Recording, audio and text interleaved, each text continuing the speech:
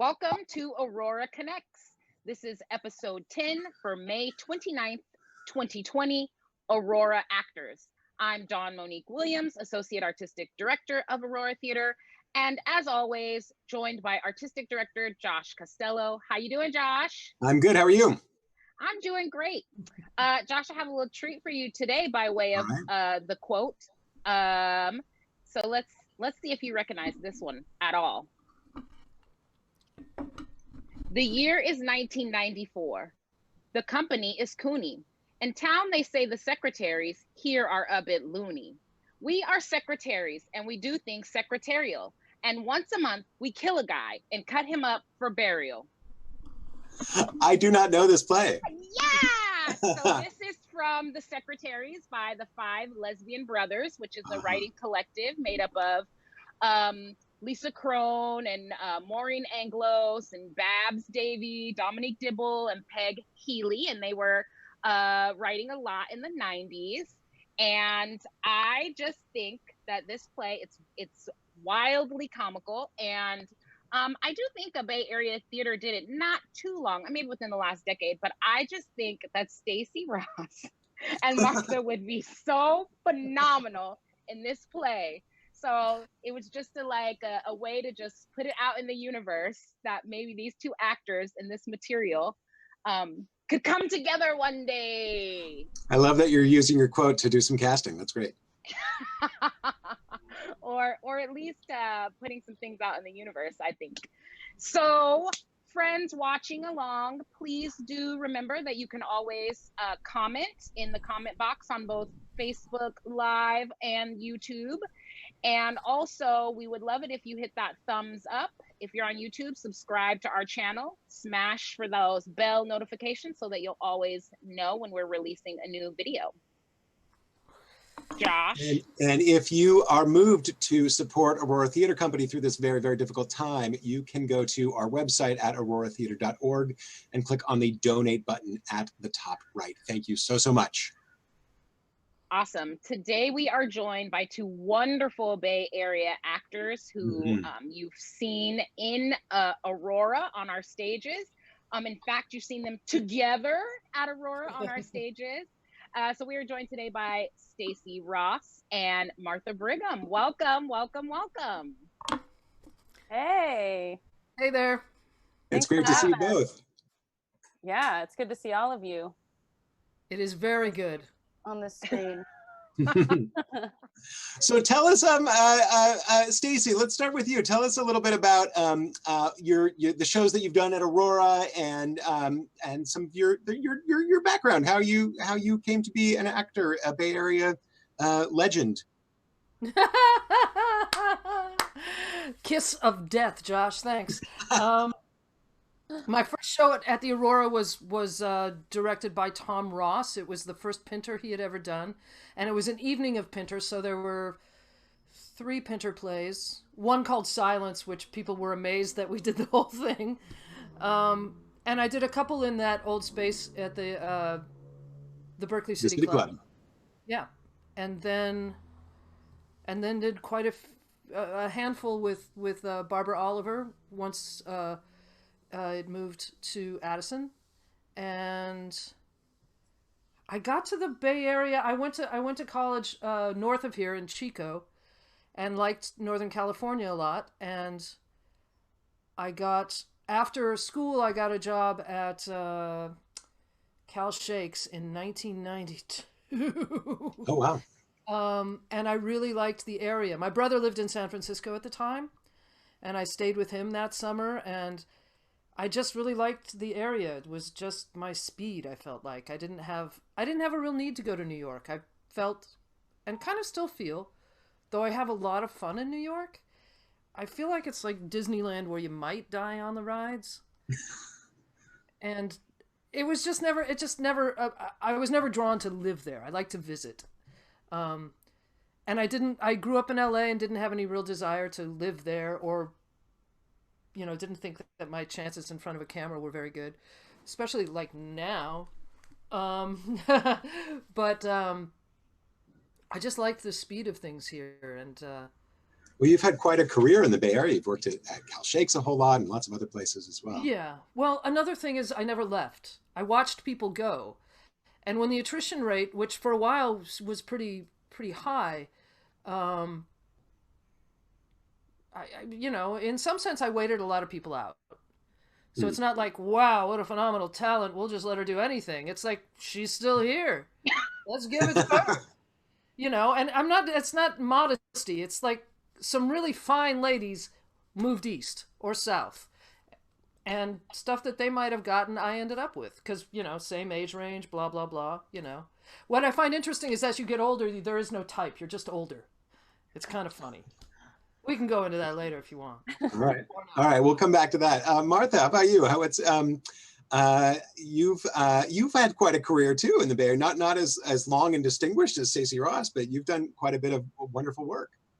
Yeah, I mean, I've been lucky enough to befriend Stacy Ross and work with Stacy Ross, and hope that I can work as much as Stacy Ross. But I started out in the Bay because, you know, my mom lived in San Jose, California, and I was living in Los Angeles, and I had worked at La Jolla Playhouse on a show, and then I became equity, and I realized that, you know, Los Angeles, I was already kind of getting really tired of living there, and I wasn't happy. I was much more interested in, you know, working in theater and working on my craft in a different way than film and TV. And so I had the opportunity to come out and audition for a few generals, and I did. I auditioned for SF Playhouse, and they cast me in Stupid Effing Bird, and I ended up doing that,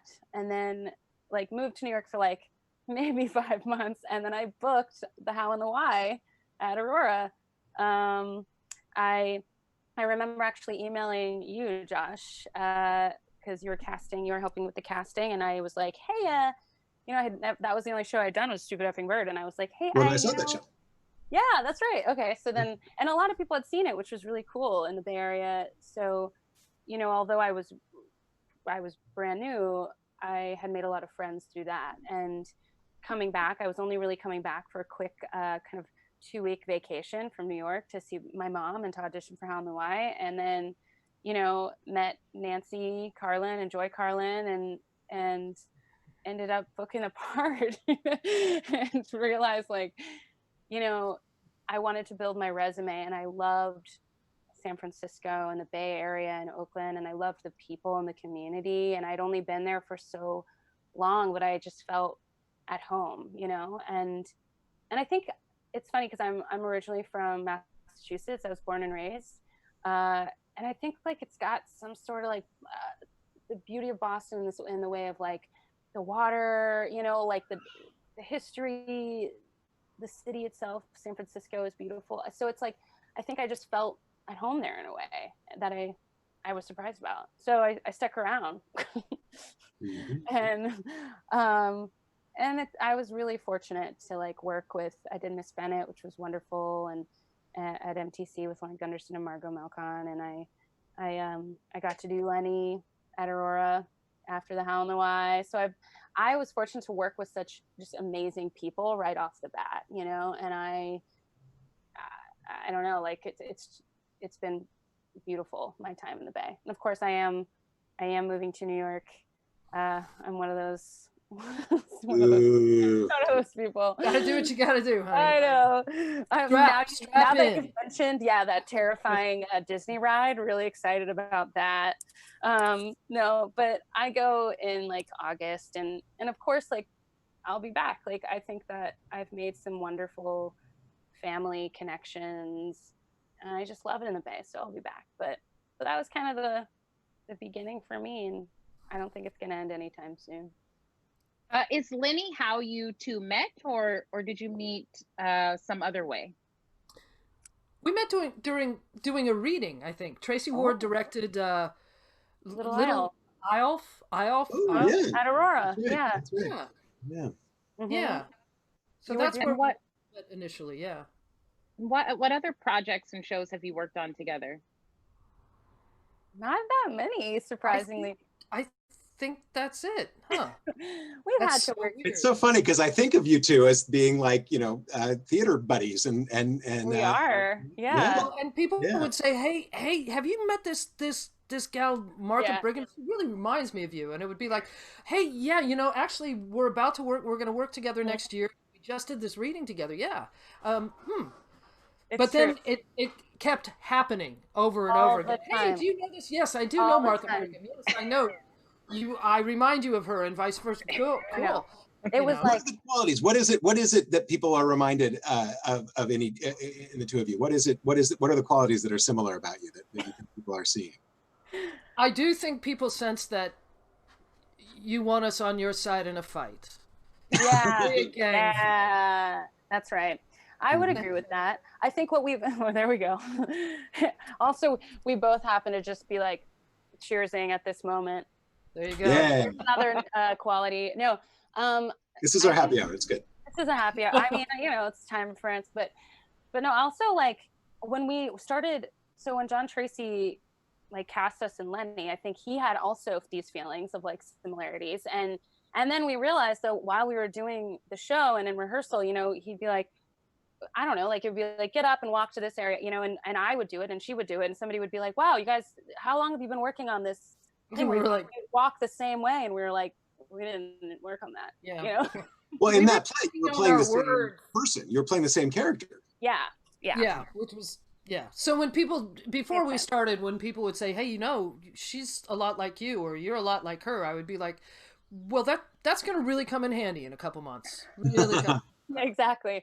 People were very excited to know we were playing the same person. I just remember like Liz Sklar, I think, came up to me after a performance of like Miss Bennett and was like, do you know Stacy Ross? And I was like, I do know now, and I'm going to be working with her. And Liz was like, and the way people kind of tried to describe it was like, I think the energy that we both give off maybe is similar, and the, I don't know, people sometimes say that I talk hard, which I think is kind of like an East Coast quality, but now I'm like, I don't know, like I think we both kind of talk hard.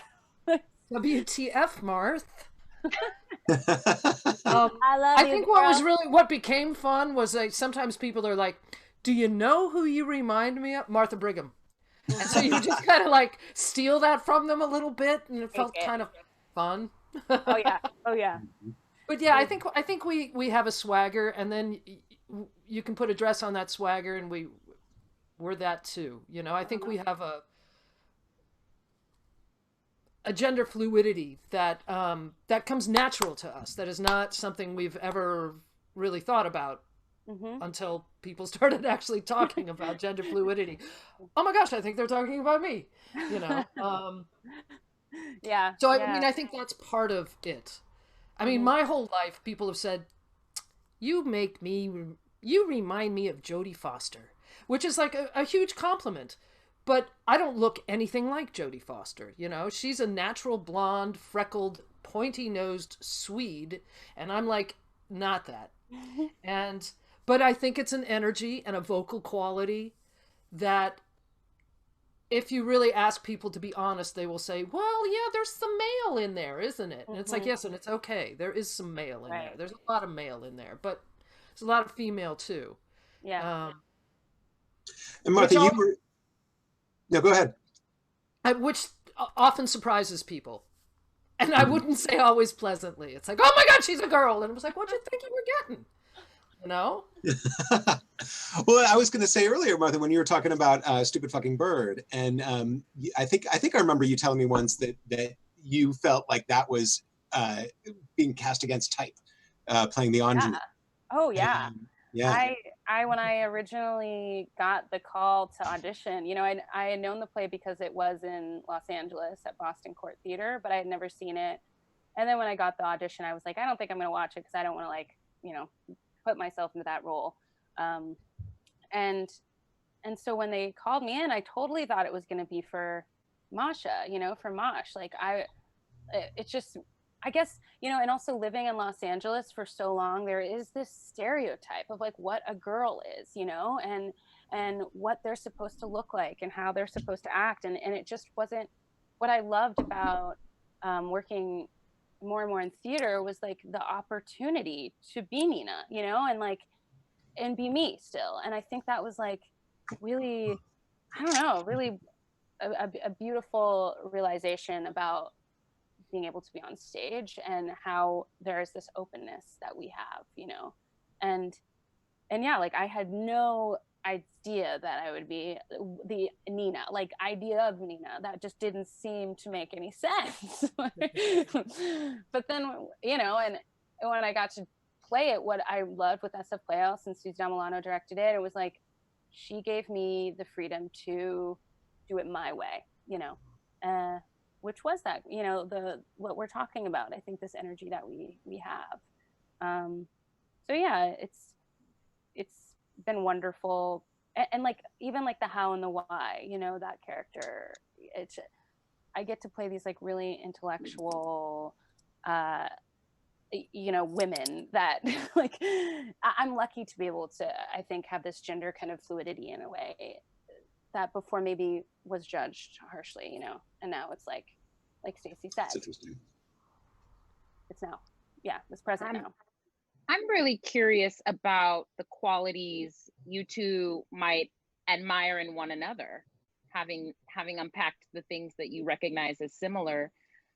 What are things that each of you have that are unique that you really admire in one another?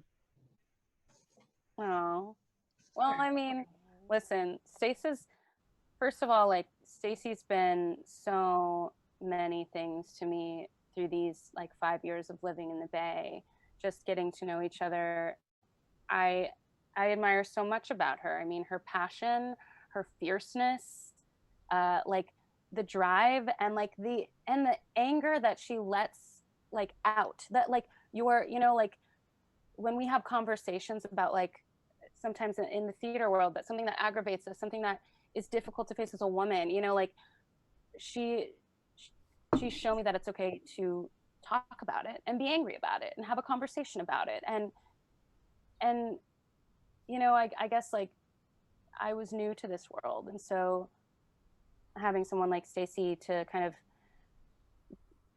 I don't even want to say like guide me, because it doesn't feel like a guidance. It feels like she's been my pal, and she's been there to help me grow in so many ways that I wouldn't have grown, I don't think, without you. So yeah. I love you, Martha. I love you. I I often love forget you. that I'm old enough to be Martha's mother, at least, because we just have an equality that we both allow, but there's embracing it there. You know, Martha's incredibly. She has so much talent in there, but it's completely tempered with her humanity. Martha, you're incredibly loyal and take care of your friends. I was going through some health stuff while we were doing Leni, and Martha drove me home every fucking night. Every night. You know, just because it was like, I know you only live 2 BART stops away, but come on, we just did this 2-person show, taking you home, you know. It was amazing. And that was, you know, we liked each other. We'd done this reading before. We knew we were kind of simpatico, but it was like going through this thing, and just that caretaking, instinctive thing to do for a friend, you know, was just, that's when you know you've made a friend. Oh, that's what a friend is. That's loyalty. That's, you know, but then you turn around and it's like, she'll blow you off the stage, so be careful, you know. Because it's not coming from nowhere. All those things are connected in you, Martha, and that's what's so beautiful. You know, that brain, that heart, and that, like, you fuck with my friend, I'm gonna mess with you. You know. Thanks, Stace. I mean, I think we both are very loyal to each other. I mean, you've opened your home up to me. We go to see Randy, her husband's shows. We, you know, drink our beers and spend quality time together, and we've done that since, I guess, Leni. I mean, from that moment on, it was like, you know, we were pals, we were buddies. So that loyalty goes both ways. Love you, baby. Love you, baby. So beautiful. So now I want to ask what annoys you about each other. Oh, cool. Martha, fighting with Martha is like fighting with myself. Yeah. Which means I win and I can never win. You win every time and you never actually win. Yes, I would agree with that. Yeah. Mm-hmm. That's true. But it's pretty cool to have somebody that you feel such trust with, and such power with. Like, I want to be on stage with you because our power combined is something really special. We can really do a play. We can really lift something. You want to see something? You know, Yeah. What does that feel like when you're on stage together? What is that feeling, that moment of like feeling that power coming and like having the audience in the palm of your hand? Like what happens as an actor in that moment? Well, you know someone's got your back, and that's good. Yeah. If you tell that story, we're going to be in trouble. No, stop it. No, I think it's what were you going to say? Go ahead. It's rare and wonderful. Well, maybe not totally rare, because good actors do this for each other. But it's really wonderful to be on stage and know that something can go horrifically wrong, and your partner has your back. And not just has your back, but it's like, you know what? It's going to be okay. Not only will I make sure that you're okay, but I'm going to make sure we keep telling this story. And I bet you nobody but our stage manager will know that something went wrong. Yeah. You know? And that feeling of, it's okay if I'm frightened. It's okay if I'm tired.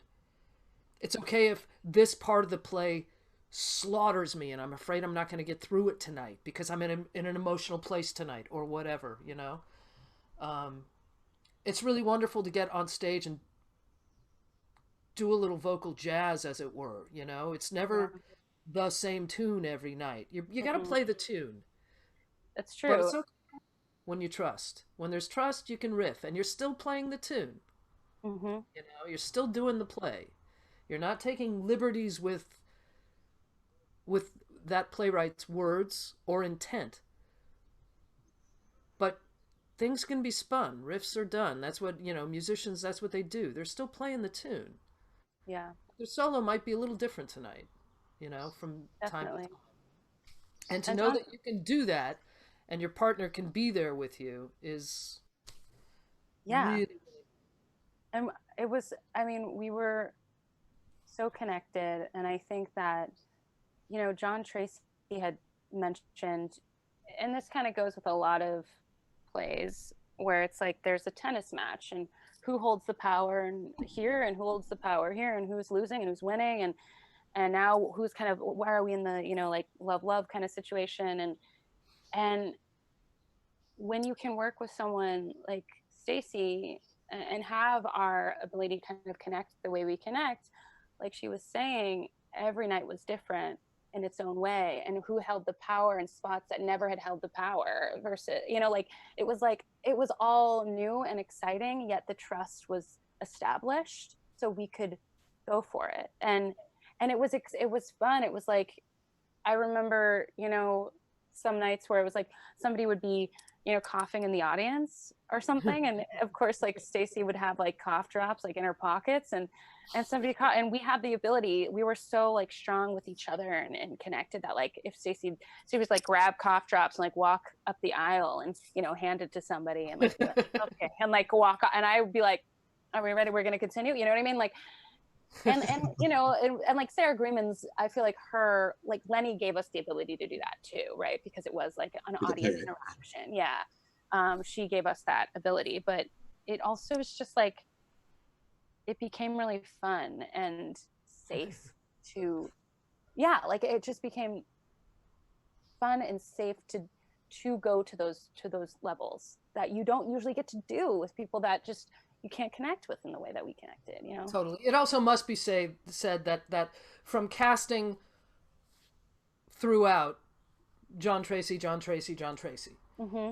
You know, he has an incredible energy and trust in who he casts. Yeah. He believes in himself, so he believes if you're in the room, it's because he believes in you.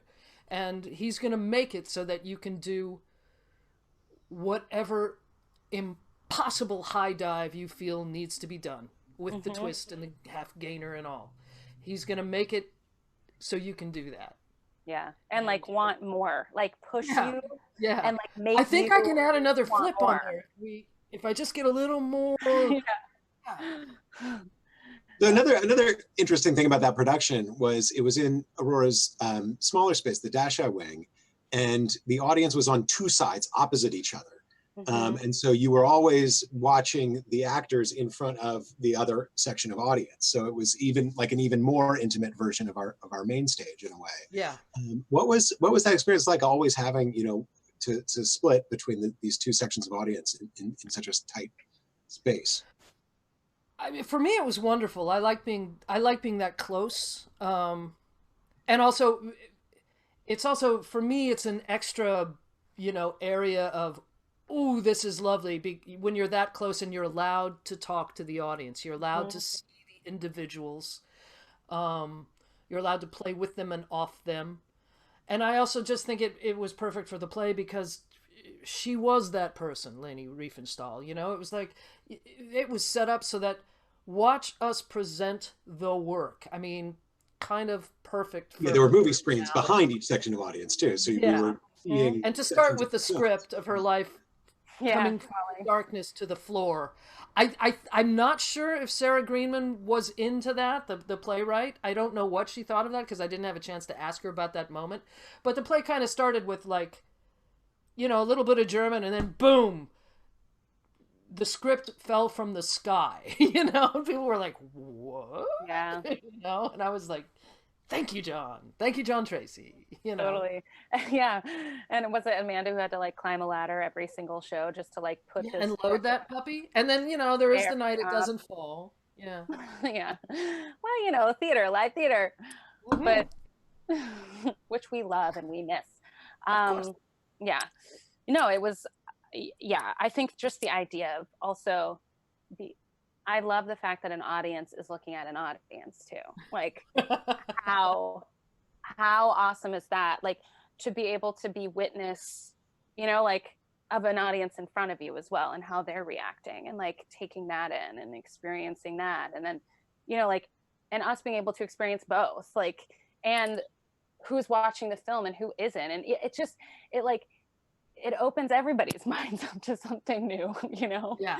Remember the night that one woman was really tanked and she like fell asleep on the lady next to her shoulder, who I just assumed they were together. They weren't together. But people across were also seeing that going, you know, and then you're like, okay, we have this inquisitive. It's funny how that it didn't actually take too much away from the play because it was like, you see the energy go there and you're like, okay, how do I use that? There's a whole lot of focus going to this woman who's fallen asleep on the shoulder of another person. How do I get that tractor beam over back to here? You know, it was really interesting to deal with. Yeah. Stacy, please go ahead, Martha. Oh no, I was just going to say, and in a weird way, when that, like, when somebody is falling asleep like that, it like, this kind of connects to what we were saying with like Jon giving us that ability to like kind of be free and push. Like we were able to kind of like play with that in a weird way, right? Like to be like, okay, now we're loud, like just like thing, you know, shifting the environment because this person has decided to fall asleep during, you know, our production, you know, like as Leni. It was like, yeah, it was really wonderful to experience. One night I got up on the desk, which that happened every night, but one night after I was up there, I was like, I am so tired and I have to get down. So I just looked at this dude over there and spoke a little German, gestured, and he came and like helped me down. And then, you know, I took that too far. The next night I planned it and that was like a mistake.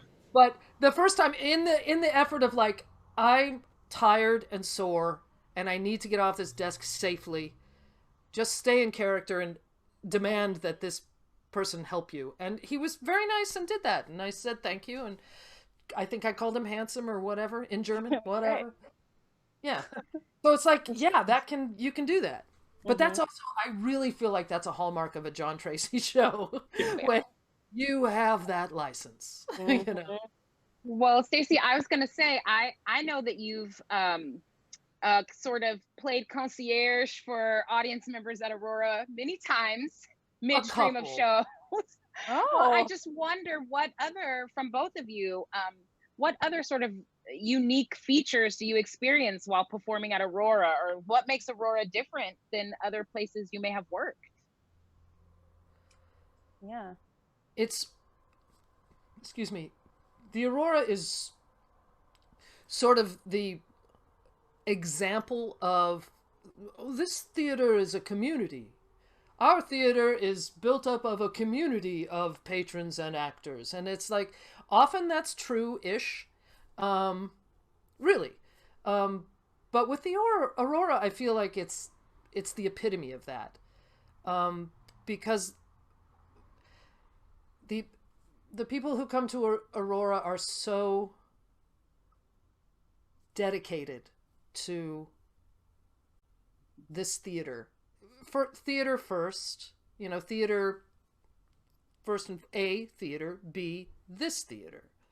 And so I feel like over the years I've seen the same people again and again, and I really love that because they're happy to be there.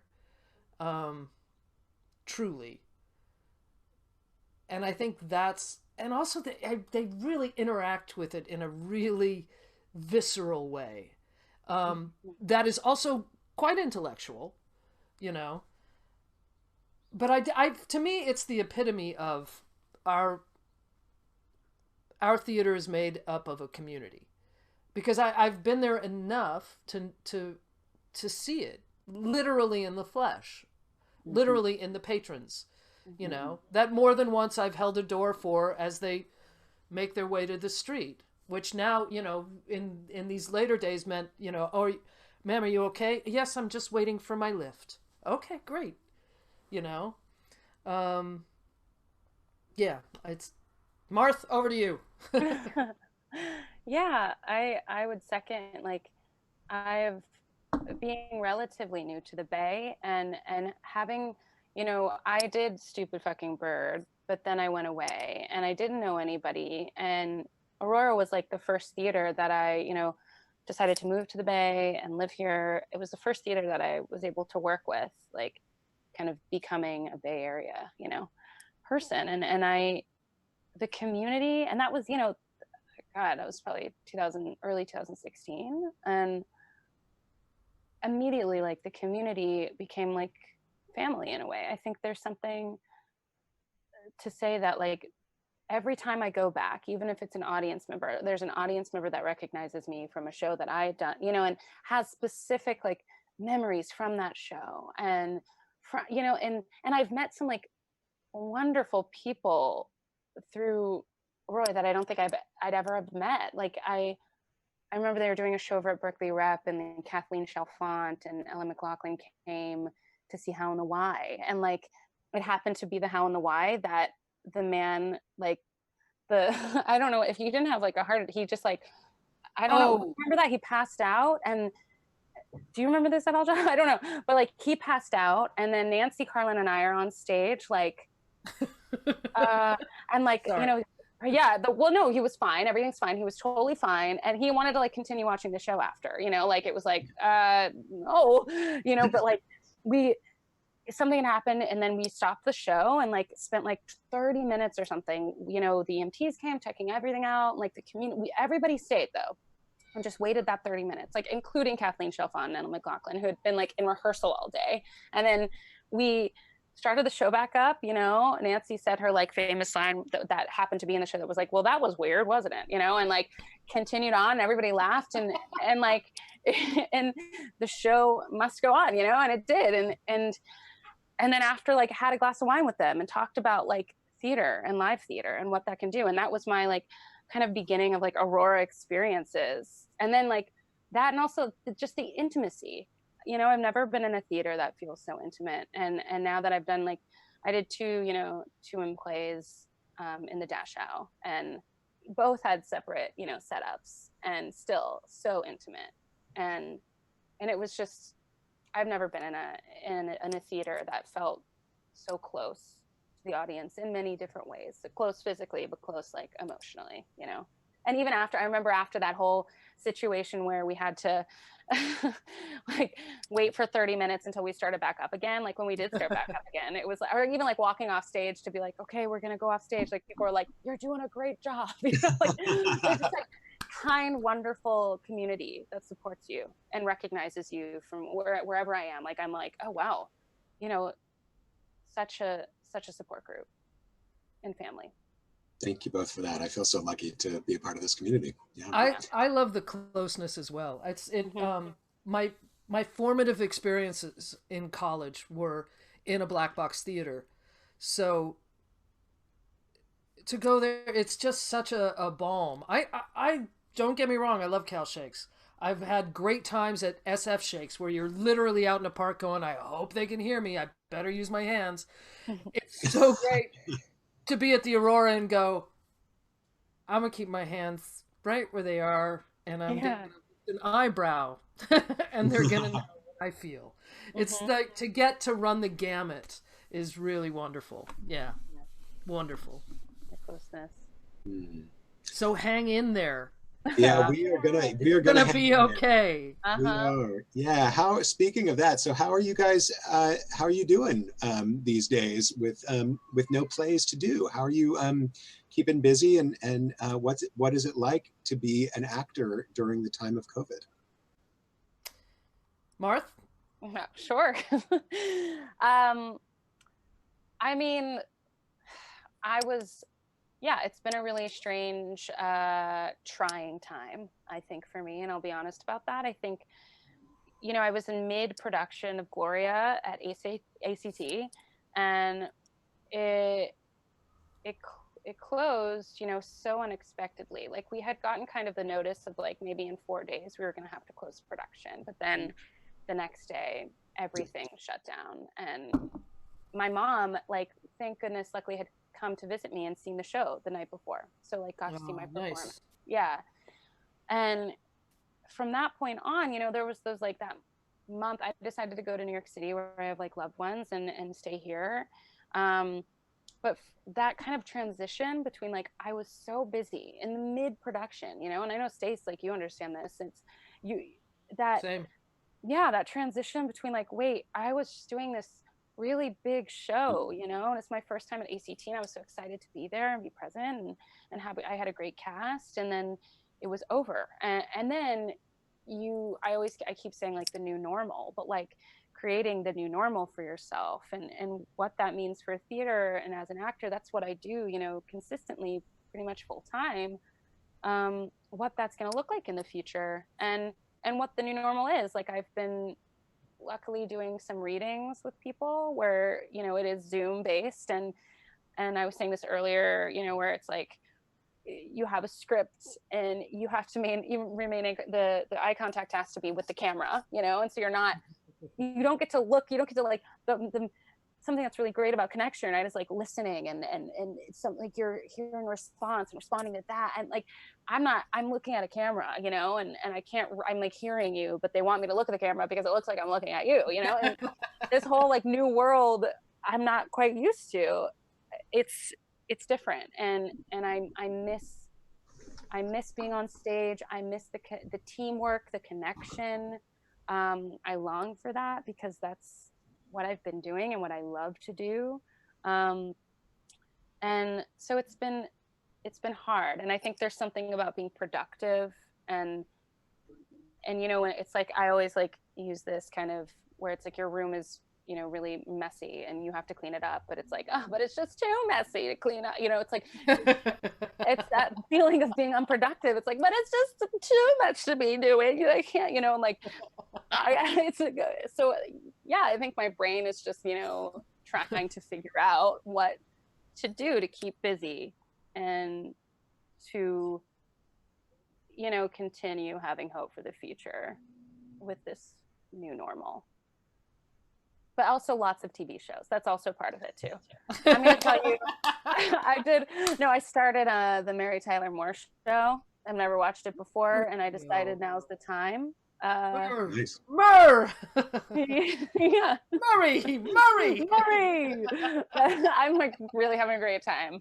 And just like, you know, random television and trying to stay happy and watch comedies. But that's also what I'm doing. What about you, Stace? Well, first off, I'd like to apologize for the changing light. I had to change rooms quickly and can't control anything in this room. But maybe that's best. Oh, metaphor right there. Yeah. First of all, I was so happy when I realized that Gloria was going to run a week or possibly 2 weeks longer than the show I was doing down at TheaterWorks, which was called They Promised Her the Moon. We did 3 previews, I think. A couple previews. We opened on a Saturday. We by the following Thursday afternoon, they called us and said we got to pull the plug. And the first thing they said, or the second thing after that, first of all, personal phone call. Thank you, Jeffrey Lowe and Robert Kelly and Gio Sardelli. But also, Jeffrey told me right in that phone call, don't worry, you know, we're paying you through the end of this contract. Don't worry about that. And it was like, wow, thanks for not even making me think about that. Thanks for not even making me worry about that. Just putting that out there, like, because people rarely do that with actors. Hi, I want you to do my reading. It's going to be this and this and this. We're going to need you here and here and here. And no, I'm not going to tell you how much I'm not going to pay you. And it's like, it's the first thing they do with actors. It's like, and if you have the temerity to go, what did you want to pay me for that? The sort of unspoken thing is like, how impure you are to ask for money for your art. Yeah. Well, yeah, I know it's my art, but it's also my living, so. But the first thing I remember thinking was like, this is weird. And I was staying down in Palo Alto, so I had to pack all my stuff and get it into my Miata. I had been there for some weeks, so I brought more shit down that I could actually bring back in one trip. But I managed. But I remember thinking, damn, Gloria's shut too. I don't get to see Martha in her ACT debut. I was so fucking bummed. And then I'm not very good at watching plays online. So Martha, I still haven't seen your debut yet, but I will. Sooner or later, I will. I gotta be honest, I've had a really busy 1.5 to 2 years, so I don't quite miss acting yet. But I deeply miss having a profession.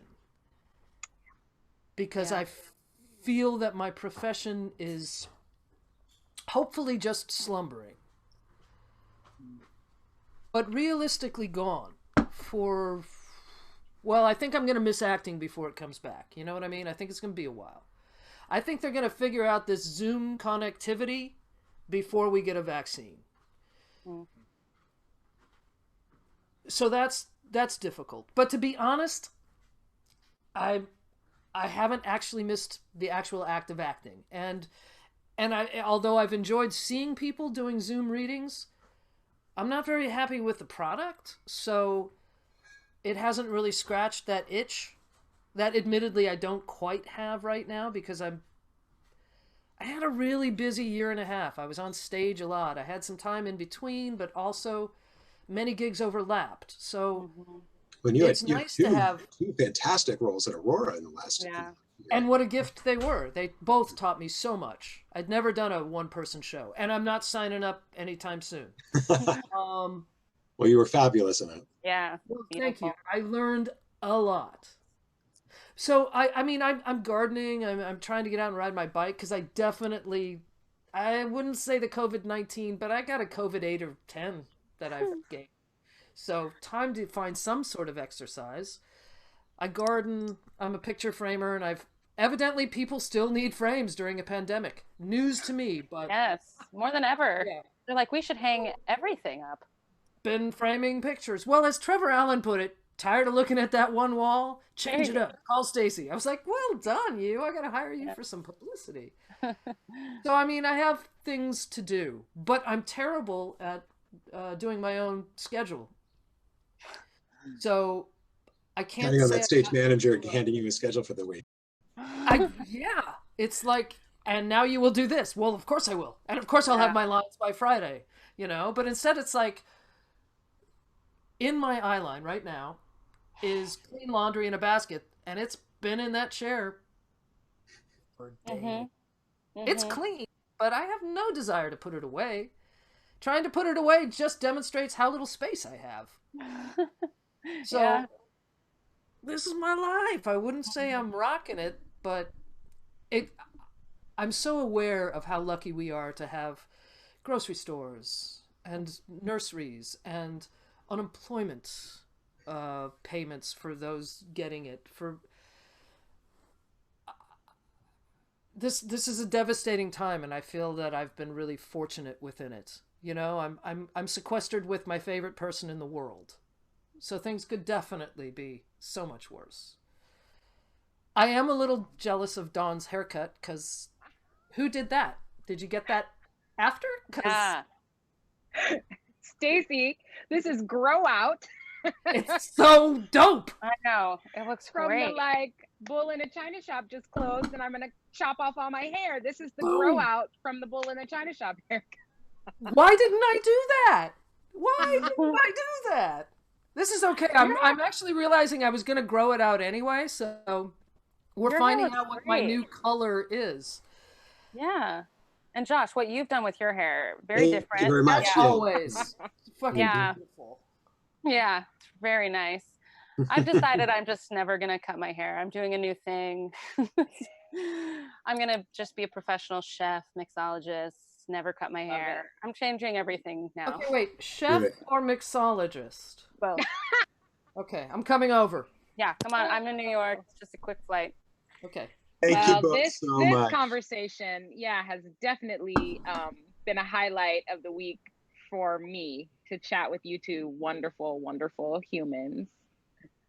I just want to sincerely thank Amanda Mason for sticking with me for the half hour it took me to get through the technology to get back online. I don't know why the Zoom's not working on my iPad mini, but thanks so much, honey, for hanging in with me.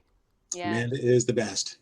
Yeah, and thanks y'all for having us here and connecting. I mean, it's been wonderful. I get to see all your faces, and I've missed you all very much. So. No, it's great to see both, and I'm so glad our audience will get to see you, at least in this, until the next time we can get you on our stage. Yeah. Thanks for having us. Thank Y'all you. are looking great. Yeah. All right. Thanks, y'all. Thank you, everybody. Thanks for watching Aurora Connects this week. Dawn, what do we say here at the end? Well, you offer people an opportunity to support Aurora going I sure forward. do. Yes, if you'd like to support Aurora going forward, you can go to our website at auroratheater.org and click on the donate link at the top right. And I remind folks that they can use the email address connects@auroratheater.org if they have questions, comments, want us to share quotes, want to tell us who they want to see on the show. And Josh, who are our guests next week? Our guest next week's going to be a very exciting episode. We'll be talking about some new plans that Aurora has in the works, so don't miss next week's episode. And related to that, we have some really wonderful guests next week. 3 remarkable local playwrights, Cleavon Smith, Lauren Gunderson, and Jonathan Spector will be here. Can't wait to speak with the 3 of them. Great. Thank you all for connecting.